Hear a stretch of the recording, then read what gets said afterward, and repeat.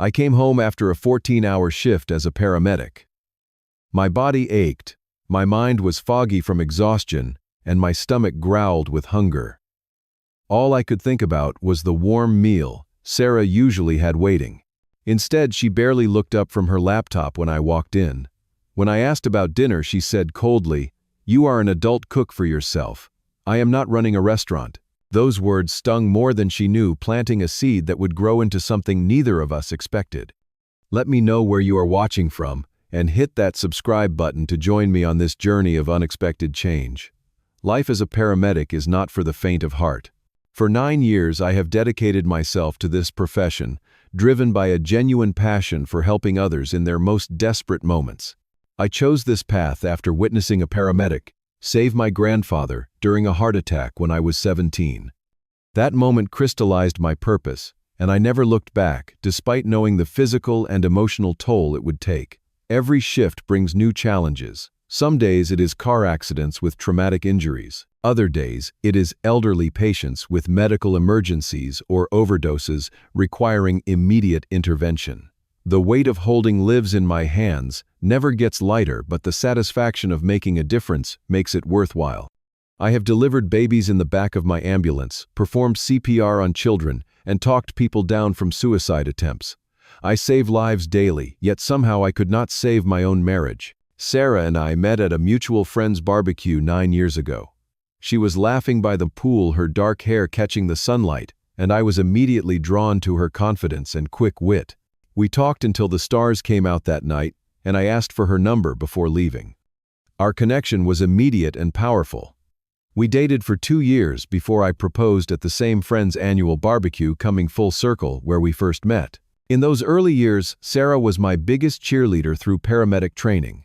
She would quiz me on medical procedures, listen to my stories about clinical rotations, and ensure I was well fed and rested before exams. After graduation, she would pack my favorite sandwiches for long shifts and text me, encouraging messages when I was having a rough day. I would bring her favorite flowers home unexpectedly and leave little notes in her purse for her to find at work. We were a team supporting each other through life's challenges. Our relationship began changing gradually about 3 years ago. Sarah received a significant promotion at her marketing firm, becoming an executive with much more responsibility. Her career had always been important to her, but suddenly it consumed more and more of her time and energy. Late-night strategy sessions, weekend conferences, and constant emails became her new normal. I was proud of her success, but missed the connection we once shared. Meanwhile, my irregular shifts created an additional barrier between us. I would work 24 hours on 48 hours off, sometimes picking up extra shifts when colleagues called in sick. There were weeks when Sarah and I barely saw each other awake. We became ships passing in the night, leaving notes instead of having conversations, texting instead of talking. The small gestures of love that once defined our relationship gradually disappeared in the chaos of our busy lives. Communication breakdown happened so slowly, we barely noticed it happening. Conversations became functional rather than meaningful. Did you pay the electric bill replaced? How was your day? We stopped sharing the small details that make up a life together. I no longer told her about the elderly patient who reminded me of my grandmother, and she stopped sharing stories about her creative breakthroughs at work. We both felt unappreciated in different ways. I would come home physically and emotionally drained from holding the line between life and death, wanting recognition for the weight I carried. Sarah worked tirelessly to build her career and manage our household, feeling her efforts went unnoticed. We were both giving everything we had, but somehow missing what the other needed. The day of the incident was particularly grueling. My shift started at 5 a.m. with a multi-vehicle pileup on the interstate. 3 critical patients, 2 stable and 1 fatality. We worked frantically to stabilize victims before transport covered in blood and racing against time. By noon, I had already seen more trauma than most people witness in a lifetime. Then came the call that would drain whatever emotional reserves I had left.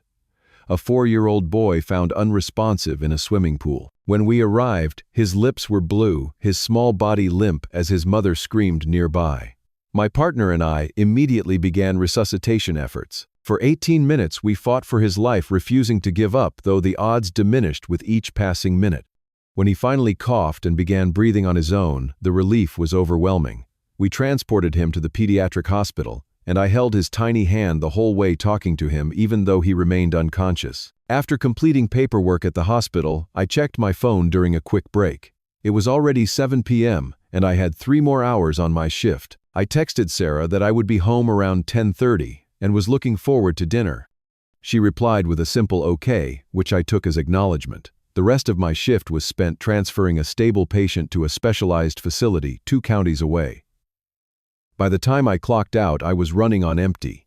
Every muscle ached from lifting patients and equipment. My emotional resources were depleted from the pool rescue and comforting distraught family members. All I could think about was getting home to Sarah, eating a warm meal, and falling into bed. The thought of her support was what got me through those final exhausting hours. I pulled into our driveway at 10:45 p.m., having been awake and working for nearly 18 hours straight. The lights were on in our living room, and I felt a wave of gratitude knowing Sarah was still up. I pictured her waiting with dinner kept warm, ready to listen as I decompressed from the day. This image gave me the energy to climb out of my car and walk to the door. The reality inside was jarringly different. Sarah sat cross-legged on the couch, laptop open, spreadsheets covering the coffee table. She barely looked up when I entered, offering a distracted "hey" instead of her usual welcome. I noticed immediately there were no food smells in the house, no plates set out. "Is there anything to eat?" I asked, my stomach growling audibly. "I texted that I would be home for dinner." That is when she said it without even looking up from her screen. "You are an adult, cook for yourself. I am not running a restaurant." The words hit me like a physical blow. In all our years together, through all our ups and downs, Sarah had never spoken to me with such cold dismissal.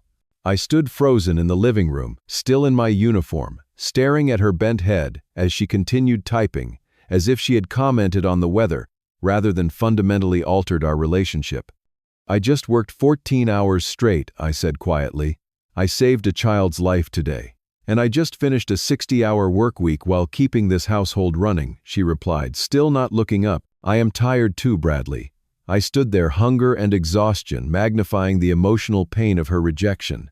In that moment, I realized something fundamental had broken between us. The partnership we had built was cracking under pressures we had both ignored for too long. Too tired to argue, and too hurt to speak further, I walked to the kitchen, made myself a sandwich, and went to bed with an ache in my chest that had nothing to do with physical exhaustion. I made myself a simple sandwich that night, just bread, turkey, and mustard. Nothing fancy, nothing requiring effort. I ate it standing at the kitchen counter, watching Sarah continue working as if I was not even there. When I finished, I rinsed my plate, placed it in the dishwasher, and went upstairs without another word. She did not call after me or come up to talk. In bed, sleep would not come despite my exhaustion. I stared at the ceiling, replaying Sarah's cold words and trying to pinpoint when things had changed between us. When did we transition from partners to roommates? When did supporting each other become a burden rather than an act of love? I thought about the countless meals she had prepared over our years together and wondered if resentment had been building behind each one. Morning came after a restless night. Sarah was already gone when I woke up, leaving a note that she had an early meeting. This was our new normal communication, reduced to sticky notes and text messages. I had the next 48 hours off, but the tension from the previous night followed me throughout the day. When Sarah returned home that evening, I attempted to discuss what had happened. "Can we talk about last night?" I asked as she set down her briefcase. "What about it?" she replied, her tone defensive. "You have never refused to make dinner before when I ask. Is something wrong? I am just tired of being taken for granted," she said sharply.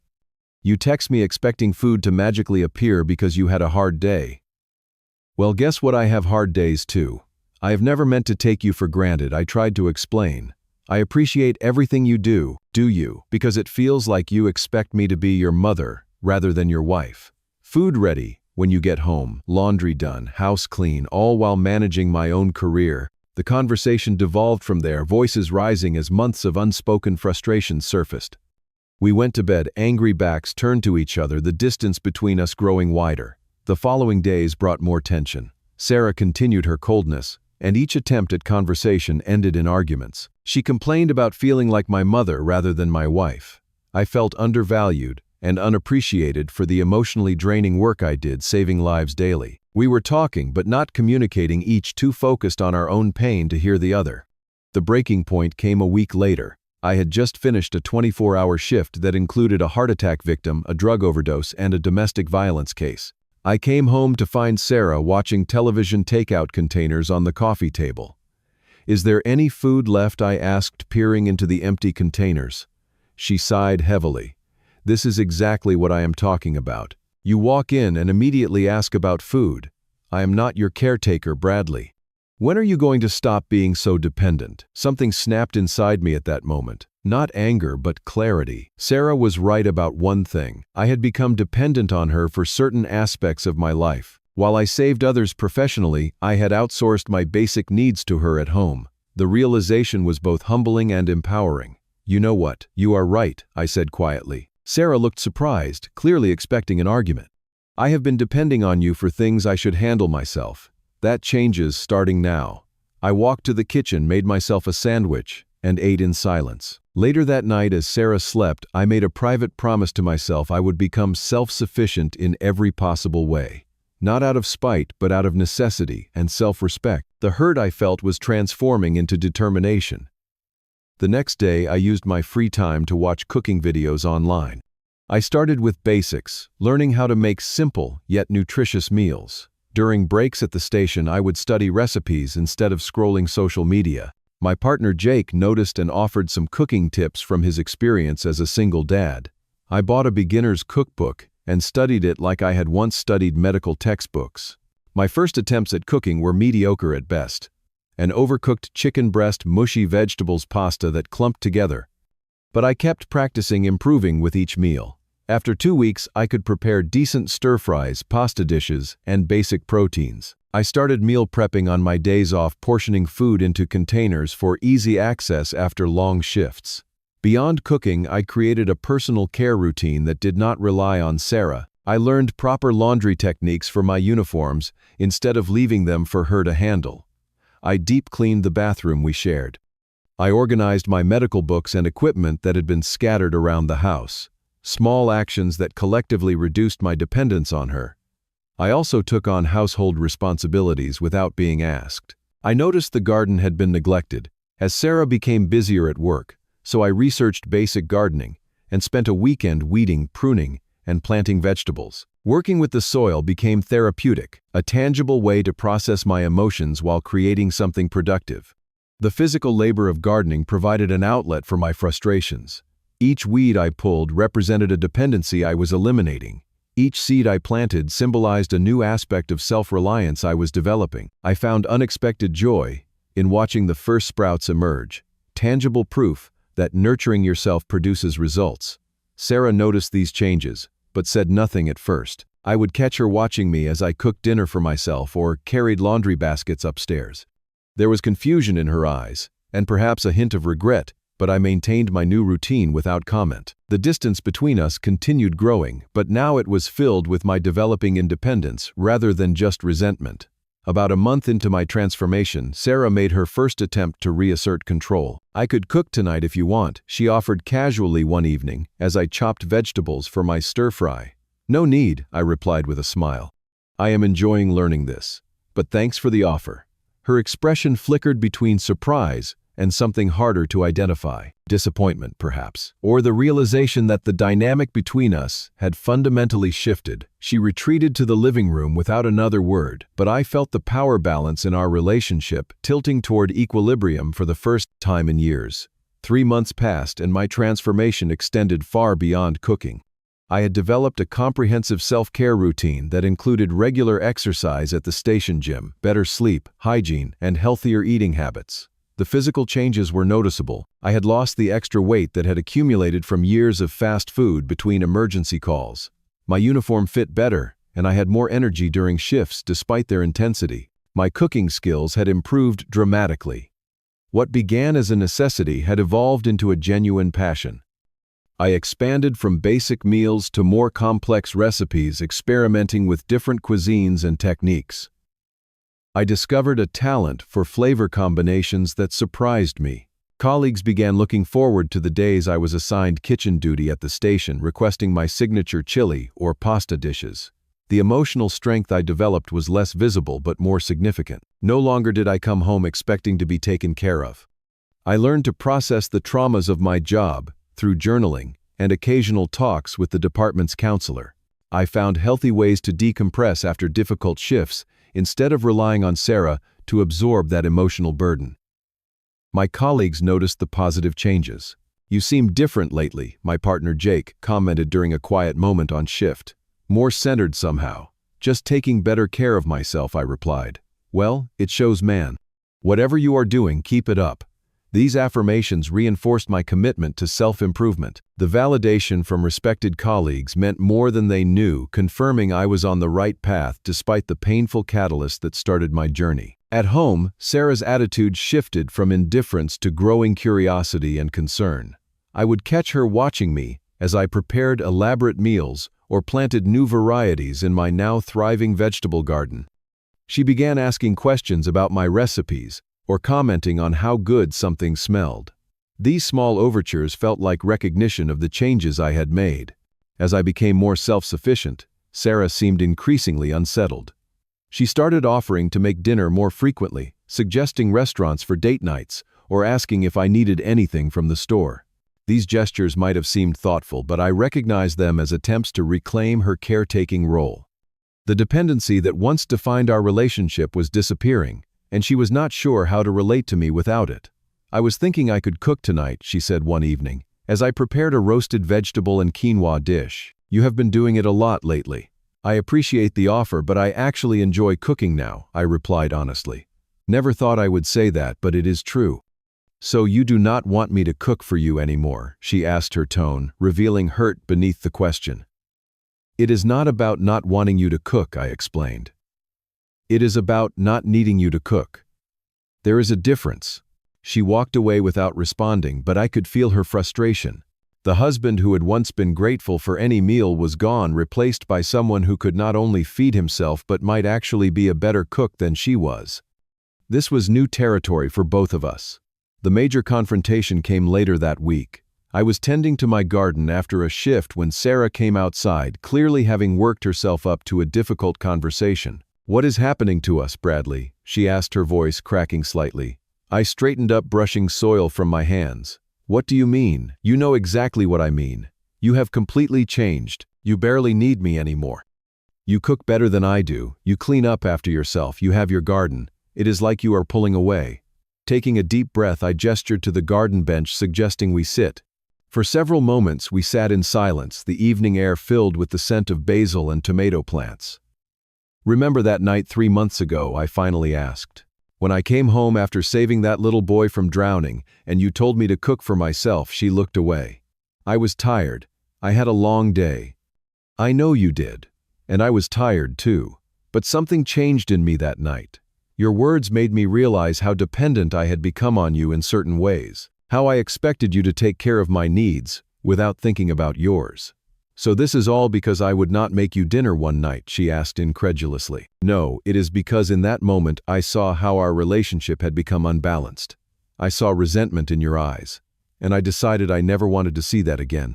Sarah's defenses rose immediately. "You have no idea how exhausting it is to work full-time and still be expected to handle everything at home. Do you know how many meals I have made over the years? How much laundry I have done while you slept after shifts?" "You are right," I acknowledged, surprising her. "I did not fully appreciate everything you did, but I also do not think you fully appreciated what I was bringing home from my shifts. Not just physical exhaustion, but the emotional weight of the lives I encounter. The child I performed CPR on for 18 minutes. The elderly man who died holding my hand, the domestic violence victim I tried to convince to press charges." Sarah was silent, perhaps really hearing me for the first time in months. "I think we both felt taken for granted," I continued. "You resented being my caretaker, and I resented the lack of recognition for the emotional toll of my work. We stopped seeing each other clearly. So your solution was to just stop needing me." The hurt in her voice was palpable. "My solution was to stop being dependent on you," I clarified. "There is a difference between needing someone and choosing them. I wanted to make sure I was choosing you, not needing you. And I wanted you to choose me, not just fulfill an obligation." Tears formed in her eyes. "I feel like I am losing you." "You are not losing me," I said gently. "But the relationship we had is changing because it needed to change. It was not sustainable." You were becoming more resentful and I was becoming more demanding without realizing it. What do we do now? She asked, vulnerability, replacing defensiveness. I think we need to reflect on what we really want, I answered honestly. I have learned I can be self-sufficient, but that does not mean I want to be alone. I want a partner, not a caretaker. And you deserve a husband who appreciates you, not one who drains you. Fear flickered across Sarah's face. Are you saying you want to separate? No. I am saying I want us to rebuild something better. I am no longer dependent on you, but I still choose to be with you.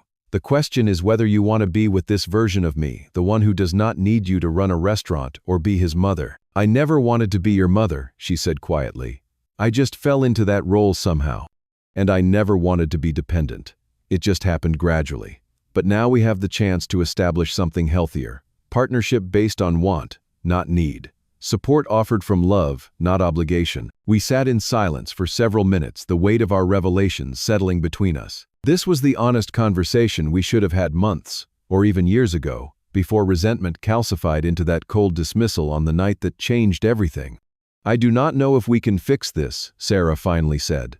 Neither do I admitted, but I think it is worth trying. If we both want to. As the sunset painted our garden in golden light, we made a tentative agreement to try. Not to return to our old patterns, but to create something new from the lessons we had both learned. It would take time, effort, and the willingness to communicate honestly about our needs and boundaries. But for the first time in months, I felt a glimmer of hope for our future. The journey toward healing our marriage did not happen overnight. After our garden conversation, Sarah and I agreed to seek professional help. We found a marriage counselor who specialized in working with first responders and their families, someone who understood the unique stresses my career placed on our relationship. In those initial sessions, we uncovered patterns that had been damaging our connection for years. Sarah revealed she had internalized a caretaking role from childhood, watching her mother do everything for her father without acknowledgement. She had unconsciously replicated this pattern in our marriage, then grown resentful about it. I admitted that the emotional demands of my job had made me seek comfort at home without recognizing the burden it placed on her. Learning to communicate needs without resentment became our first goal. For Sarah, this meant directly asking for help rather than silently taking on responsibilities and growing bitter. For me, it meant clearly expressing what kind of support I needed after difficult shifts instead of expecting her to anticipate it. I had a tough call today, involving a child, I would say. I could use some quiet company tonight if you have the energy for that. This approach gave Sarah the opportunity to choose whether she could provide that support rather than assuming it was her obligation. Sometimes she would say yes, and we would sit together watching a movie. Other times she would honestly say she was depleted from her own day, and I would respect that, turning to my garden or other self-care activities instead. I maintained my independence throughout this process. The cooking skills, household management, and emotional regulation techniques I had developed became permanent parts of my life. These changes allowed me to contribute more equally to our household and relieved Sarah of the caretaker role she had resented. 6 months after that cold evening that sparked my transformation, our marriage looked remarkably different. Instead of Sarah cooking for me, or me cooking for myself, we often prepared meals together. Weekend mornings found us in the kitchen, music playing as we chopped vegetables side by side or experimented with new recipes. Cooking became a shared joy rather than a contentious obligation. We established a different kind of support system, one based on mutual choice rather than expectation. I began sharing more details about my paramedic experiences, not as emotional dumping but as a way to let her into my world. Sarah listened with new understanding, asking thoughtful questions rather than just absorbing my stress. Likewise, Sarah started opening up about her marketing challenges. I learned about the office politics. She navigated the creative pressure she faced and the satisfaction she felt when a campaign succeeded. Hearing these details helped me see her work as equally meaningful, not just a career that took her attention away from home. Finding the balance between autonomy and partnership became our ongoing practice. We each maintained our individual interests and self-care routines while creating intentional time for connection. Date nights became sacred, phones put away as we rediscovered each other through genuine conversation. We learned that independence did not threaten our marriage but actually strengthened it by bringing two whole people together. My personal growth extended beyond our relationship. The confidence I developed in taking care of myself translated to other areas of life. At work, I became more assertive in advocating for patients and addressing systemic issues. I enrolled in advanced certification courses, expanding my medical knowledge and opening pathways for career advancement. New hobbies enriched my life outside of work and marriage. The vegetable garden expanded to include flowers and herbs. I joined a weekly cooking class to refine my skills.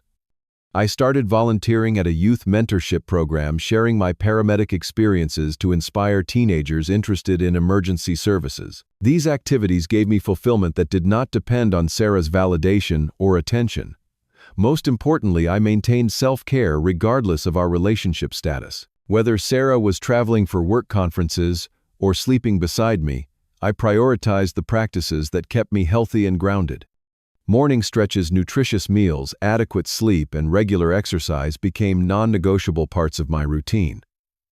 This consistency created internal stability that made me a better husband and paramedic. The painful catalyst that began my journey of growth no longer filled me with resentment.